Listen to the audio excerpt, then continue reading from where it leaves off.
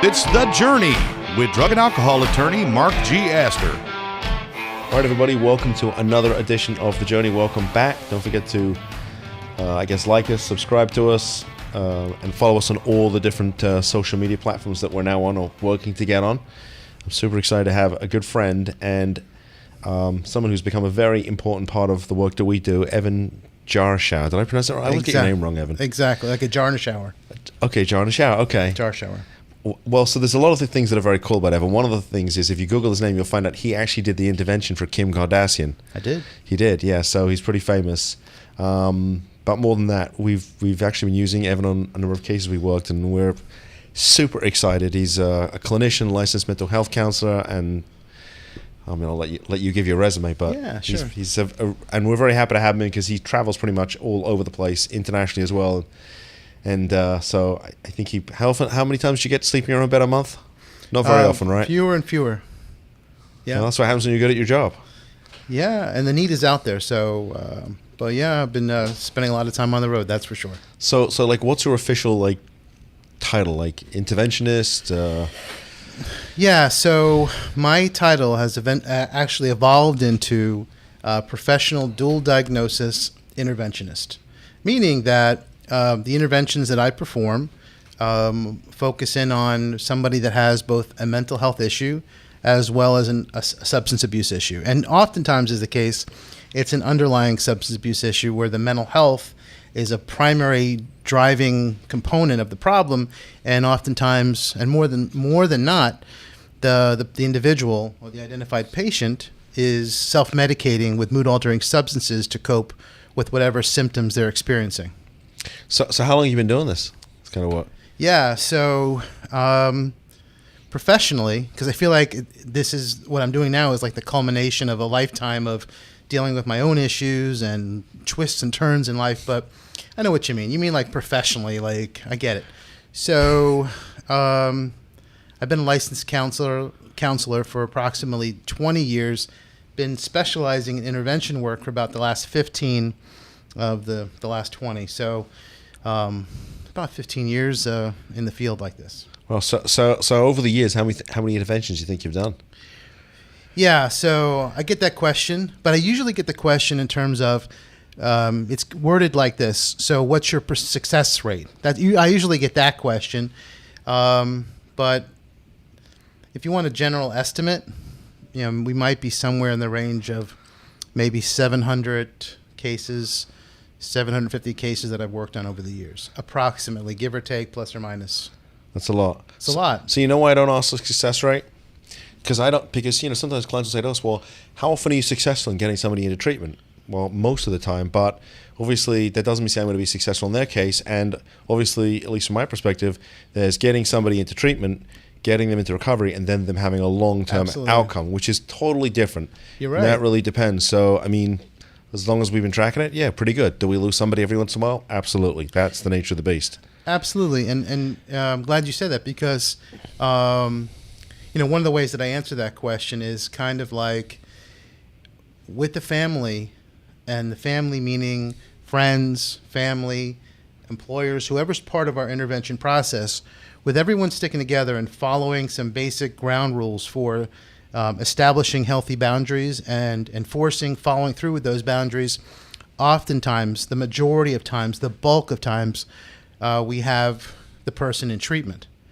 With that said, that when you look at the people that enter treatment meaning substance abuse or mental health or both, who come through an intervention, oftentimes the rates of recovery, kind of forward thinking where you were at, and what does success really mean when it comes to recovery, oftentimes is the case when people come into treatment through a intervention, you see the rates of recovery exponentially greater because there's a more of a solid foundation for recovery with a more unified approach with everybody that surrounds that person coming together and supporting that individual through their recovery.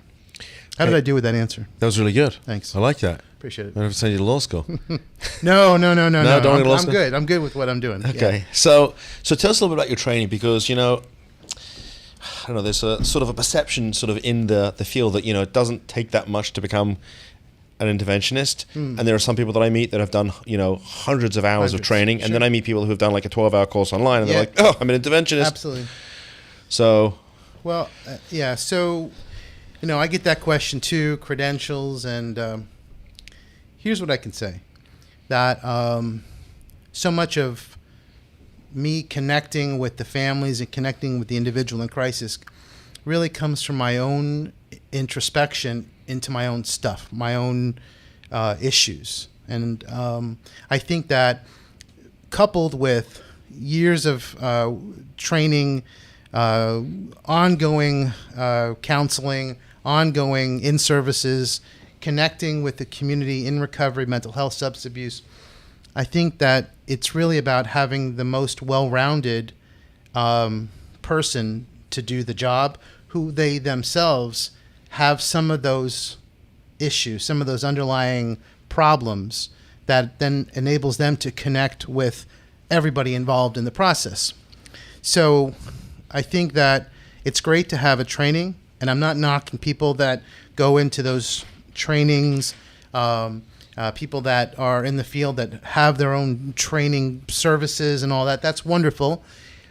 But I think that it's also very important to have somebody that is field tested, that truly has demonstrated longevity in the field, and has been able to go into the fire and literally come out with the person in crisis and do it in the most dignified, respectful way possible, so that everybody involved feels good about it, and you don't have a situation where people are looking back going, oh my God, we're more torn up than we ever were.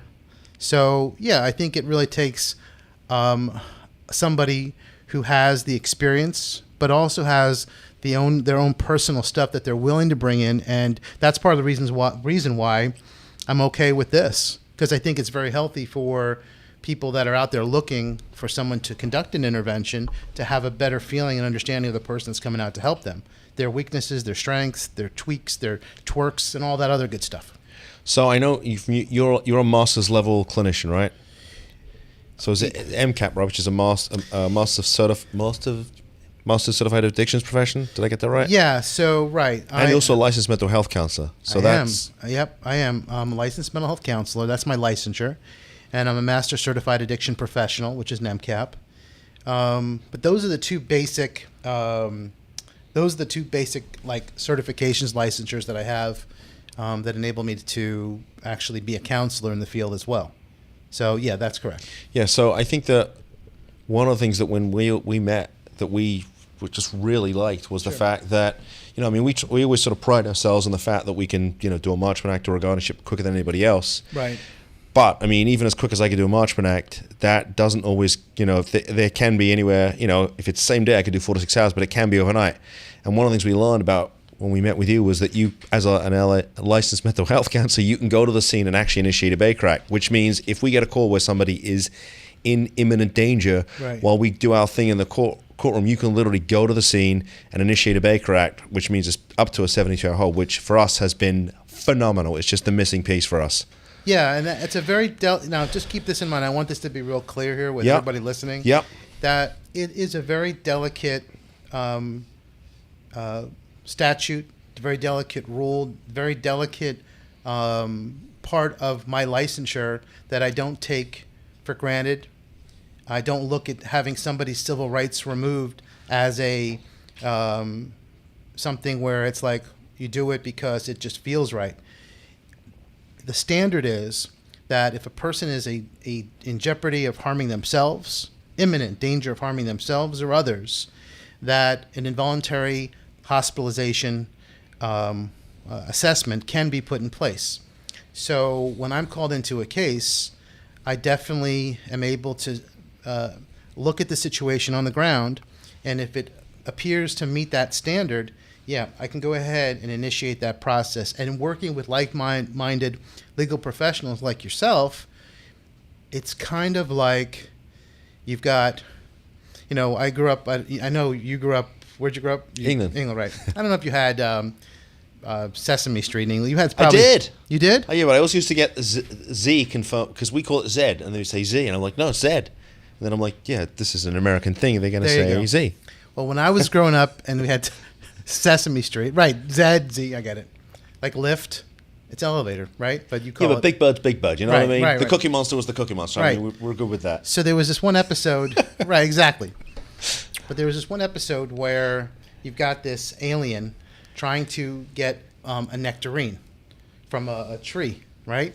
So one of the aliens, I believe this was the scenario. One of the aliens had an arm, but the other one didn't have arms. But but he had legs. So the alien with the legs put the alien with the with the arm on top of him, and he was able to get the nectarine. I guess what I'm trying to say is that when you put the mental health side with the legal side, and you find a way to work together in a very symbiotic way, where you're doing right for the individual in crisis, it is an amazing. It's an amazing unity, bringing together of two very powerful resources that I think in this case with us is really able to make some amazing things happen, whereas it would never happen if the person was just hope that the system would just work, hope that you would have the opportunity to go to court and do your thing, which you do wonderfully. But by the time, unfortunately, you might be able to do all of your wonderful legal work, you come back, the question is where's the individual? Sometimes, right. That's the problem.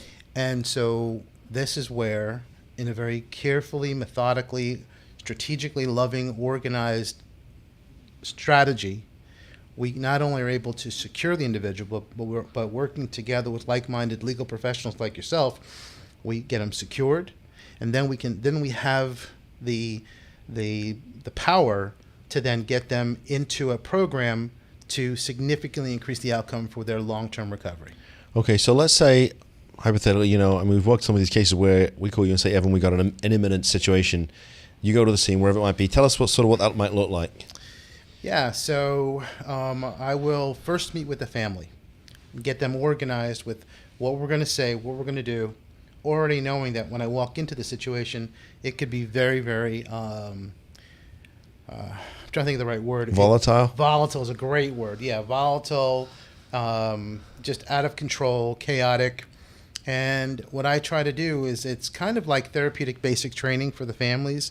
I get them ready so that when we walk into the situation, we've already mapped out exactly how this is going to transfer from the chaos into an organized, loving process of their loved one actually embracing the concept of recovery, even though they can't see it at that moment. So I walk in, family's prepared, and I try my best to join that individual right away in their moment. Here's how it looks. So the person looks over at their father or mother and says, that beast, that animal, that's the reason that I'm in this position. Okay? And sometimes they'll then show me the insects that are starting to come out of their hands, or their open wounds on their body. And they might start breaking things.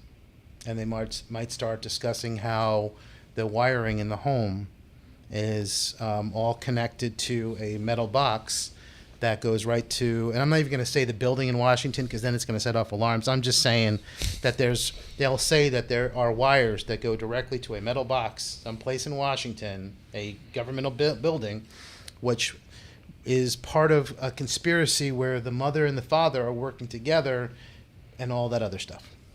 So what I don't do is I don't humor anybody, and I don't sit there and go, yes, I see it too. But what I do is I join them in the experience of feeling as though you're being monitored and having insects boring through your skin must be a horrible experience, right? And almost always the individual will say, yes. They will then look over at their mother or their father who they are reporting that they hate, and they will say, you see, he gets it.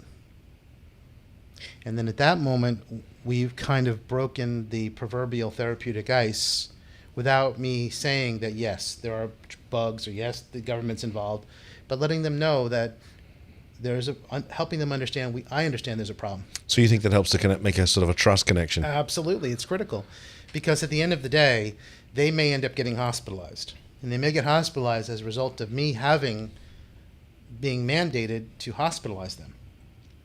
But doing it in a way where this was about making sure that whoever was coming after you, or whatever was coming after you, whether it was inside you or from outside, that you would agree that you could no longer live like that anymore. And therefore action needed to be taken to help secure you and begin the process of you getting the help that you needed. So yeah, it's about first establishing that rapport, and then in doing that, it's then working with the family, with the attorney, with the programs to help facilitate a transition into a organized plan for long-term recovery, mental health and substance abuse. So when you're there and you decide that a Baker Act is necessary to be, initiated, Sure. How does that work? What do you call 911? You say hi. Yeah. So the simple answer is yes. You're calling 911 and you're advising them that we have somebody here who is actively psychotic, presenting as a danger to themselves or others. We need law enforcement now. I will share this with you because I think that from my experience in the work that I've done, it seems like the more that I give, the more that I get. So I don't have a problem giving, and I think this is a real important point for anyone that is listening to your podcast. And when you make a call from this point forward, always let the 911 operator know that you are making a mental health call, that you're explain exactly how your loved one is presenting, and definitely ask if force needs to be used, if non-lethal force could be used if they had to use some form of force, non-life-threatening if possible. You want to give a heads up to the first responders, especially if they have a history of violence, that look, they may be violent, but they're also mentally ill. So please come and please do your best if you have to do something to use non-lethal force. So I just want to share that with your listeners because all the time you turn on the TV, you turn on the news, and you always see a mentally ill person getting shot or killed. And I think it would be incumbent upon families to really try to educate when you call that please, if possible, bring anything you've got that's non-lethal in nature. It's interesting you say that because I've been reading more and more that a lot of the police departments now are training their officers how to deal with a situation where you have somebody who's mentally ill, so they don't go straight to lethal force when somebody becomes violent. And yeah. So, oh no, absolutely. I mean, I'm sure they don't want to take a life, but sometimes you have somebody charging at you, especially if they're armed with a knife or some type of weapon. I get it. You have a split second to make a decision, and that's why, from what I've seen, the police forces that I've worked with all over the country, the law enforcement departments, the ones that take the time to kind of plan out how they're going to do this, amazing outcomes have happened. So yeah, the answer is yeah. I love the fact that they're training more and more police and law enforcement and sheriff's offices to recognize that when it's a mental health issue, how to de-escalate the situation, and if force needs to be taken, do it in a way where it's a non-lethal. So how many different states can you initiate some type of involuntary commitment? Yeah. So, I'm able to. I work in many states. Interesting enough, the state of Florida is one of the best states for actual statutes that provide for substance abuse and mental health involuntary hospitalization rules. A lot of states don't really have as strong of a system as the state of Florida does. But Florida would be that state where I'm able to actually write the order myself. When I'm working in other areas, I'm definitely working with other professionals that may have the ability to initiate that process. And oftentimes is the case, I'm working with attorneys or families that are actually going to the courts themselves to initiate that process on an emergency basis. Wow. Mm-hmm. That's really great stuff. And I mean, I know we love working with you. I mean, it's been a really important piece for us. And I know that we're going to get more of these cases, and I know we're going to be working a lot more with you, so don't make too many plans to leave town, because keep you local. Absolutely. No, I totally get it. I mean, for me, in all the years I've been doing this, it's just been it's not that I never wanted to connect with a lawyer that would be in this genre or section of law or whatever. It's just that it seemed as though there just wasn't that connection just didn't happen.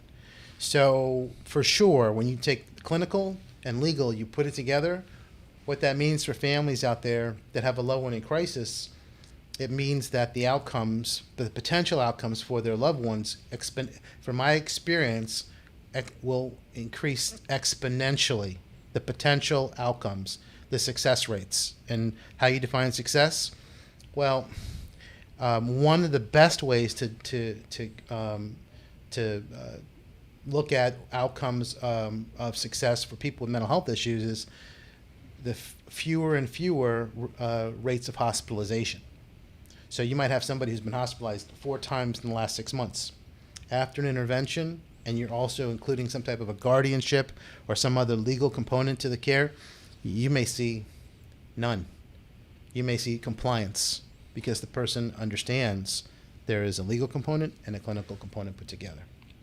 That's great stuff. That's my way of saying, if I got to go to California, I'm going to go to California. But, I get it. Talking to California, sure. So it's no secret you did the Kim Kardashian intervention, because it's on YouTube, so I don't think it's. And obviously, we don't want to talk about anything that happened sort of off the camera. But truthfully, I didn't realize it was even until we saw the video that there was an issue with her. Yeah. So there's been So one of the things, one thing we were talking about before was that there are a lot of people that are that call themselves interventionists. There's some really great interventionists that don't have any licenses, don't have any certifications, but they've been helping people for years. And I admire those people, okay? I will say, though, when it starts to get into more of a mental health component, a dual diagnosis level of intervention, yeah, you might need somebody with more of a clinical background to help maneuver through the system, as well as be able to join and understand the clinical components of someone's care. But I will say this. Now I know where it's going with that. So with that, as a licensed counselor, there is, where I can't really discuss other cases. And I'll get to the Kardashian thing in a minute. But there's been moments where I'm in a room and there are people there that are like Grammy winners and people that, Academy Award people and industrialists that are like, we're talking, on barons and all that stuff. And there's moments where I'm like, gosh, I just wish. But I understand. But I also am talking to these people because, when this person has a child or a son or a daughter or a wife, that's, even though I'm coming from a professional standpoint, I'm also looking at it as if, this is my family, and I wouldn't want the whole world knowing my business. And I get it, and I respect that privacy from an ethical standpoint, and also from a personal standpoint. But there are those moments where I just want to go, is this like real? And these people, oh my God, this is a hero. I'm sitting next to a hero of mine, like a personal hero. But I've got to be professional. I've got to keep it together, and I've got to stay focused. And I can't just go, Kate, would you talk to my mom? I can't do that. But getting back to the, so now I'm used to it. Now I'm cool with it. In the beginning, you're like, when you first have those moments, you're like, whoa. But, so you're like the interventionist to the stars. Well, I've worked with a lot of people that are pretty well, there's people out there that I've worked with that have a lot of fame or resources or name.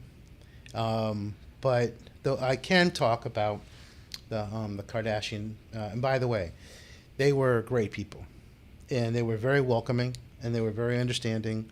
And back in that time, interesting enough, it probably was a lot less kind of, even though it's an unscripted show, it's probably very unscripted at that point, because when I got the call. So this was this the Keeping Up with the Kardashian show? Yeah. So when I got the call, I went out to. They said to me, "Can you come out to?" So was it like an age? How did that still come together? They must have heard of you.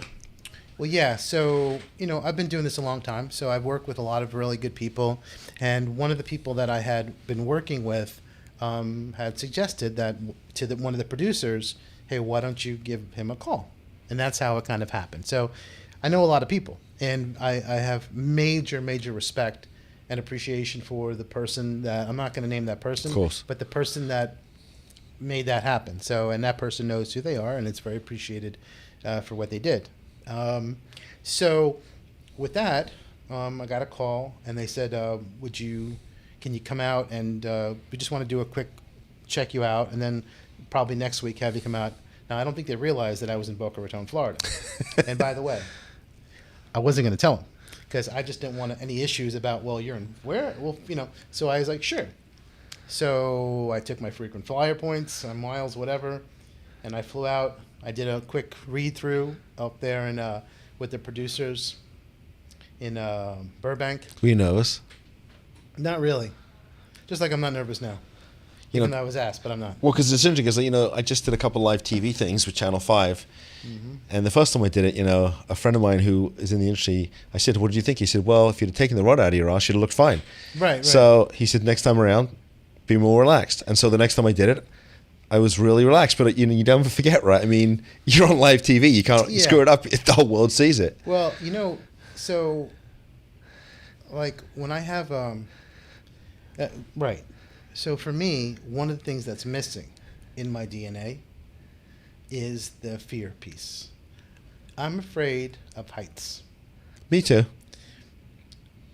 But I'm not afraid of getting out there and doing what I do, because I truly do feel, and I'm very fortunate that I'm doing something that I know has the potential to help a lot of people.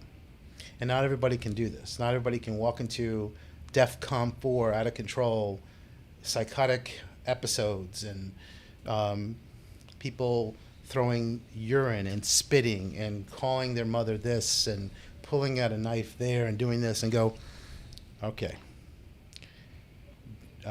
Looking over at the mother and saying, you got any fresh cookies? Because it's going to take a while. And a glass of milk.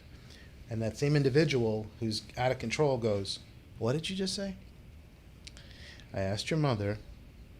And by the way, I educate the families in advance that I'm going to do this. Okay. So I don't just surprise them, I'm going to ask for cookies. But I asked the mom, I said, Mom, can I have some cookies and some milk? And she's like, sure, Evan. And part of that has to do with really helping that individual understand that I'm there with them and that I'm not freaked out. Even though I may be a little freaked out, I'm not going to demonstrate that I'm freaked out. I'm cool with it. We can't let this nightmare continue. But I'm going to have my cookies. I'm going to have my milk. And then we're going to get you some help. Or we're going to get you help first. But either way, I'm going to take a bite of those delicious cookies. So for me, I don't have that fear piece. So when it comes to doing something like this, they called me out there. And then they said, okay, you got it. Can you come back next week? I said, sure. Like nothing. Like it was around the corner. How long did that bit take? How long were you reading for? I was there for the first time, maybe for about an hour. And then I came back and I was there for about 2 hours, 3 hours, maybe 3 hours. And so I got there, I got to their home in Calabasas. And I was hooked up with all these things. And they told me right then and there that Kim has a compulsive behavior where she's shopping as a means by which to cope with anxiety. And probably now, at this point in her life, she's probably got enough resources where it doesn't really matter.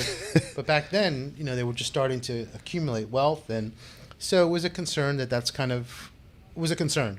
So I want to know something, because I seen the video, and it's on YouTube. So you go, is this the mum's house? Was the family at that point? It was the family's home. So you go in there, and so before Kim gets there, I was talking to Bruce outside. You were? Uh-huh. So was he cool? He was very, very cool. Very like, hey, what's going on? I'm just here to do my intervention thing. Well, he said, we really appreciate you coming. I said, no problem. I'm just glad to do what I do.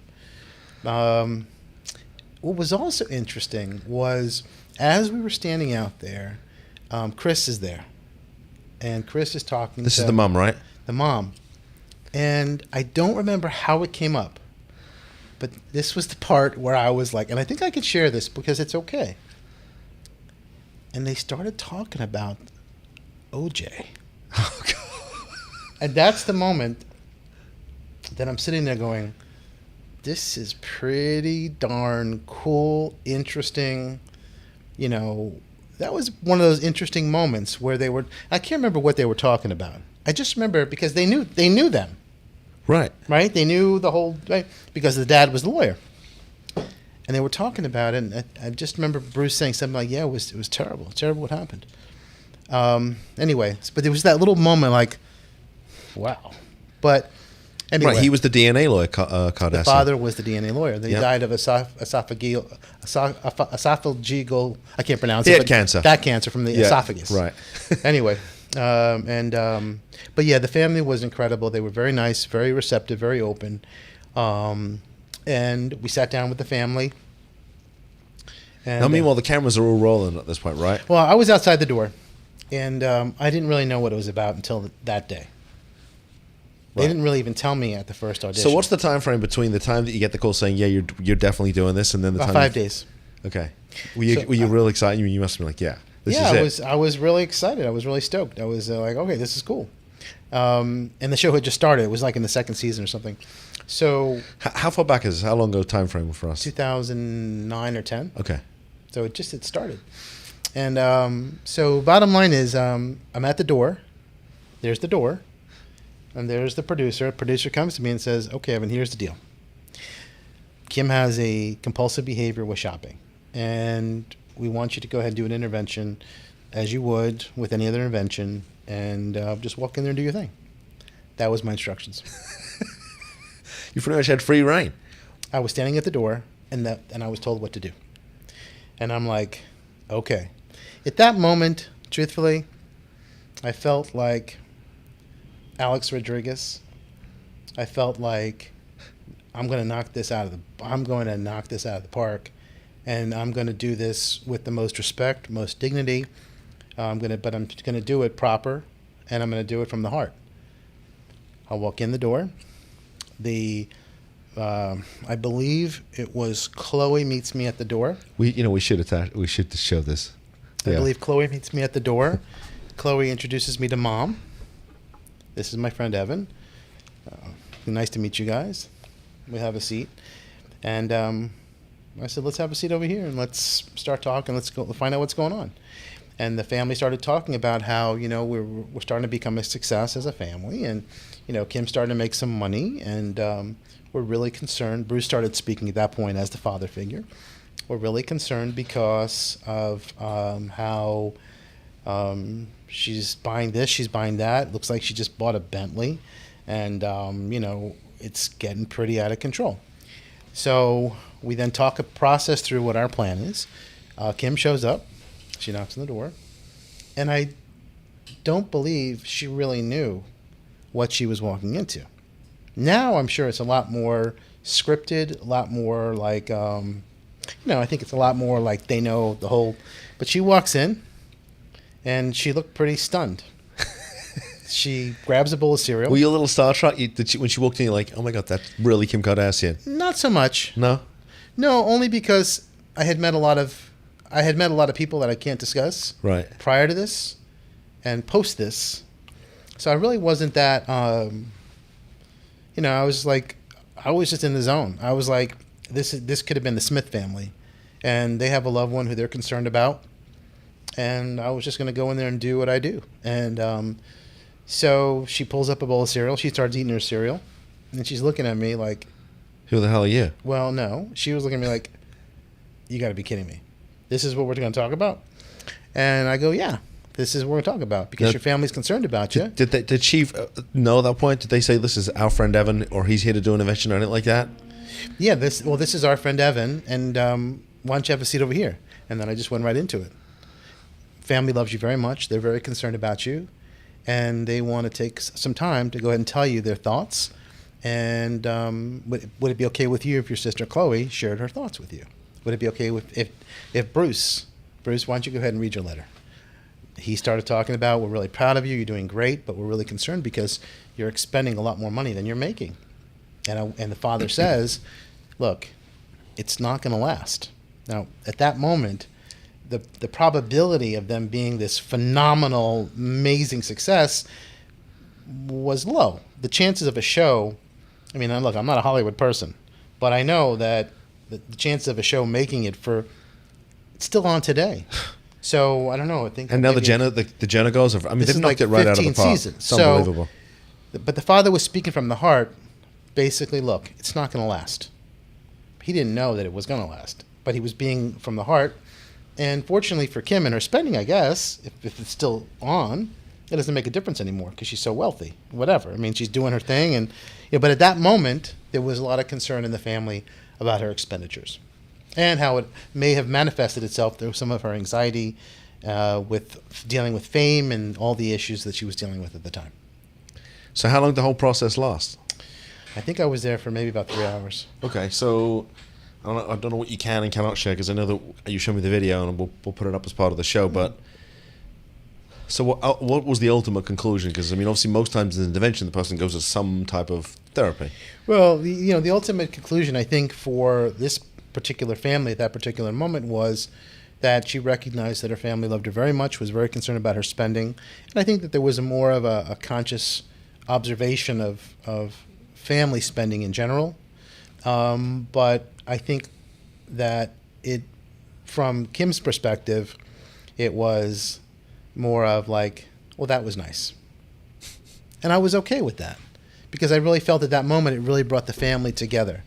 And I think that was the best part of the experience, that the family came together and unified, maybe for the first time like this. Now, subsequently, there's been other interventions and other issues with Rob and with Scott, right, the husband, and all that stuff. But even with Kanye and everybody else like that. But I think it was good to kind of set the foundation for the family on how they could come together. And I think ultimately that was the biggest part of what I did with them at that time. Was she nice, Kim? Kim was... she was cordial. She was. I mean, it wasn't that she wasn't nice. She was more cordial. She wasn't like because she also was not included. Usually, when I'm conducting an intervention, usually the person that I'm having the intervention with, they're not like nice to me. They're not liking me. They're like, okay, dude, I get it. You're here. You got to function. Do your function. Whatever. You're probably a good guy, but I don't really care and all that stuff. So she was like just eating her cereal and just doing her thing, and I was like cool with that. So, but she was cordial. The family was very, very nice, very open. I remember seeing the twins when they they must have been about at that time the Jenner girls, right? Yeah, 9. Maybe they were 9. They were over there playing. Now in the one corner. of them's a billionaire. I think at least one of them. Yeah, she's a billionaire. That's cool. Hey, that's wonderful. Hey, more power to her. But I definitely saw while I was there. I definitely saw a very strong family dynamic. And I believe that I helped just be a little cog, a little part of the foundation of, at least from a therapeutic standpoint, of them kind of coming together to address family issues. That was the first time that they had come together like that with a counselor to address an issue within the family from that perspective. So I felt very good about that from that perspective. So did the TV cameras basically record the entire thing? Yeah. Okay. It's interesting. Anytime I've ever done like TV, I've been on TV, or when I was prosecutor, if the TV cameras were in the courtroom, we were doing it. You do your thing, but you're always sort of, you can always almost peripherally see and feel and sense the camera there. Did you feel like that, or did you sort of zone out and you're like, no, just like I'm in my own world? Just like right here, right now. I know we've got the camera there, we've got Jay, the producer. Right. And, but you know what? I look at it this way. Like, I feel as though some family, someone is going to connect with this. I mean, granted, there's going to be, I can look at myself from above and go, is my stomach sticking out?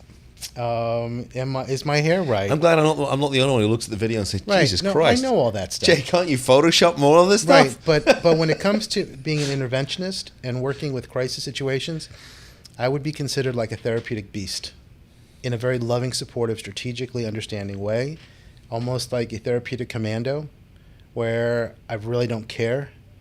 Even though I may look at it later on and go, gosh, maybe I should have kept that tie on.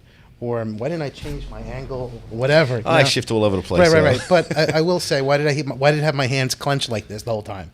Why wasn't I more expressive? But all I know is that for some reason, my calling has evolved into walking into situations where families are feeling beaten down, where they feel as though there's no hope, where they have been told by the courts, where they've been told by law enforcement, where they've been told by other individuals that they need to sit and wait for something horrible to happen before they can take action. And somehow, some way, I've evolved into this person, this counselor, who is able to tell a family, look, let's fight, let's keep going, let's not give up. And ultimately, at the end of the day, we're going to keep fighting until we do everything within our power to see that your loved one has been given the best chances, the best opportunity, the highest prognosis of being able to get well. I don't create false promises. I don't say to somebody that for sure your son or daughter is going to get better. I just let them know that if there are whatever options are out there, we're going to work together to find them. That when the system says no, we're going to keep pushing and fighting until we have the final definitive answer. But we're not just going to take no right off the bat. We have to wait around for your loved one to be on death's door or have to be serving time in a federal penitentiary for interstate drug distribution, or they have had to pull out a knife and do something horrible as a means by which to finally get help. Or they're going to wake up one day and go, you know what, Mom? Yeah, I need to go get some help. It may never happen. So for that reason, I'm good with this. I love it. I really do. And you know what's interesting, when we talk about the Kardashians, and I know you've done a lot of stuff with some of the sort of Hollywood folks, but the people that that we've worked with and the cases we've worked, I mean, these are these are ordinary mums and dads who have called us for help, and we're like, listen, we can help you, but there's a piece that we want you to look at because we think it could really help, and that's when we send them to you. So for the folks who are going to watch this, I mean, Evan works with ordinary families every single day and really works miracles. Most of the families I'm working with are hardworking families. It's most of the time, it's not like some power broker in Silicon Valley or some Academy Award winner or whatever. Most of the time, it's a hardworking family that has worked very, very hard and tried to provide, and more than likely has tried, and they're finding themselves after years of trying to work through this and get their loved one the help that they need.